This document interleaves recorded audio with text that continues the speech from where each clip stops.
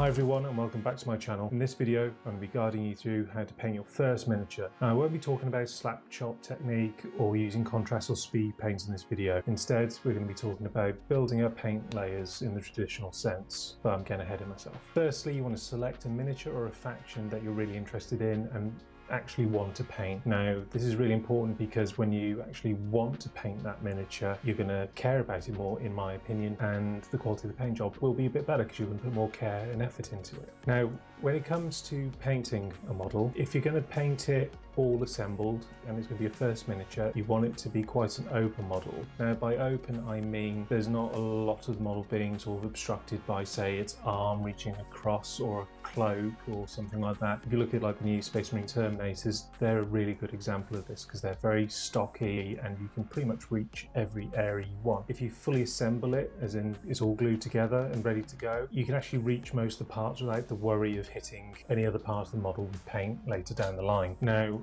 a closed off model is the polar opposite of that, and you normally see that in very ornate sort of models. The model itself will obstruct certain parts of itself, so when you're trying to paint it, you're more likely to hit areas you don't want to hit with paint. So in that regard, if it's a closed off model, I highly recommend you do a sub-assembly so that you can paint those individual parts separately, and then once those have been painted you can glue it all back together and it's done. Okay, so now that you've selected your model, what's the next thing to do? You'll most likely be presented one on a sprue. You'll need some clippers to begin cutting the model away from it. Now you want to be careful with this step as you can damage the model, especially if it has some fragile sections like horns and, you know, some weapons have got very fine tips on them. So err on the side of caution and cut a little bit close to the sprue at this stage. Now once the pieces have been removed from the sprue, you need to tidy the pieces up. And when I say this, I mean getting rid of mould lines and potentially some remnants of the sprue that we just cut the piece from. Now to do this, we use a craft knife and some plastic glue. We will gently scrape the mould lines away, being careful not to damage the pieces. Okay, so a little tip that I have, after cleaning the pieces up, I suggest using a little bit of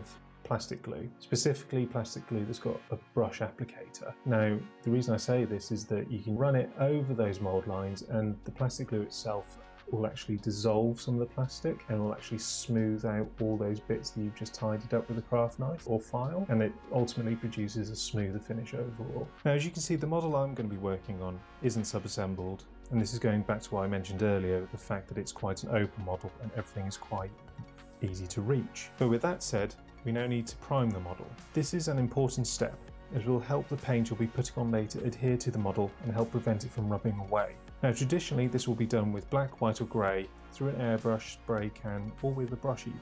Now I recommend doing this with either an airbrush or a rattle can, as it will provide a smoother finish. But if you do decide to prime the model with a brush, just make sure that you don't flood the model with paint, and if it takes a couple of coats of paint, let each coat dry before applying the next layer. Okay, so now that you've primed your model, the next step is to think, what's the colour palette you're going to be using? Now you can either try to replicate what you've seen on the box art, or you could look at other sort of painters on social media and see what they've done, or you could even come up with your own scheme.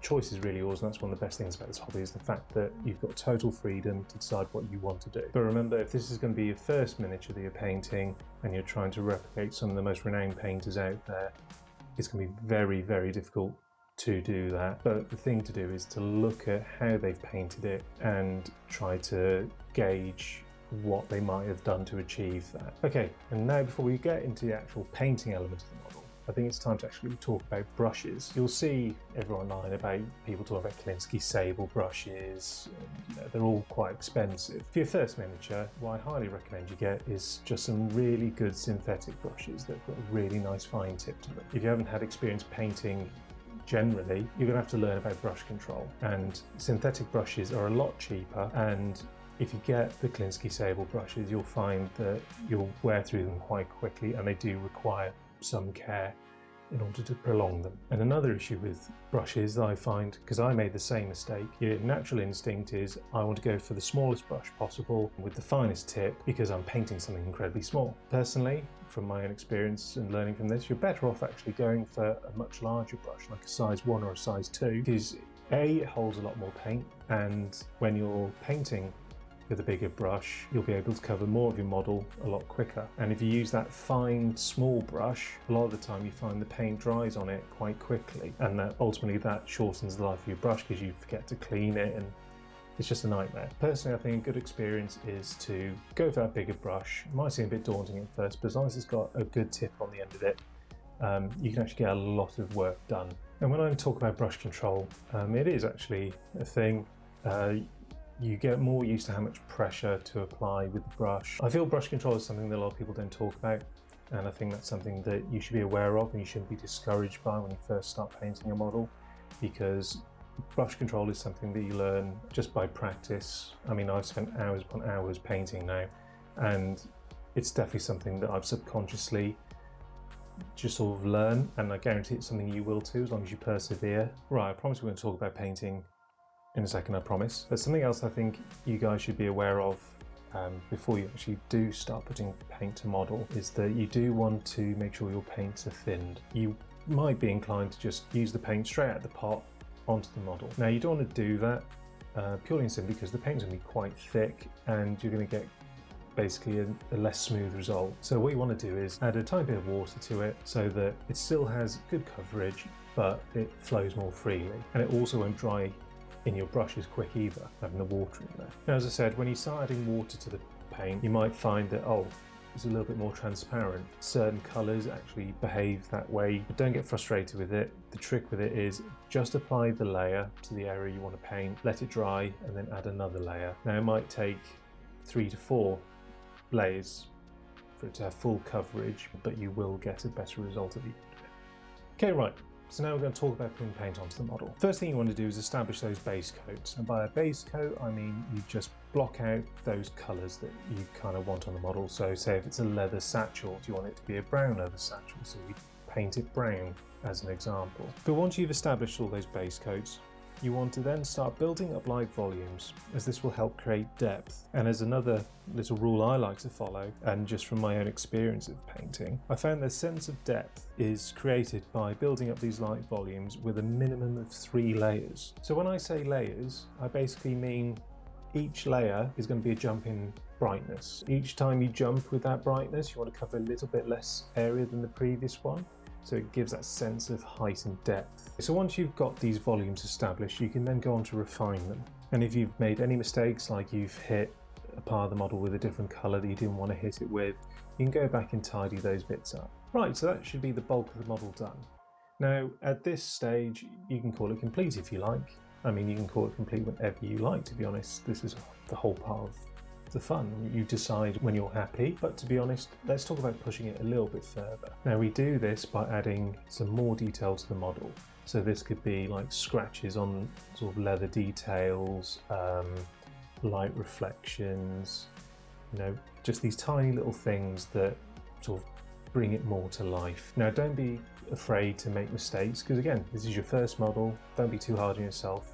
Have fun and just learn from any mistake that you make. And not only does this help elevate your model, it also helps you as a painter, because again, when you make a mistake, learn from it and just keep trying until you get it right. So with the model painted, it's pretty much complete, but now you have to look at the base and what you want to do with it.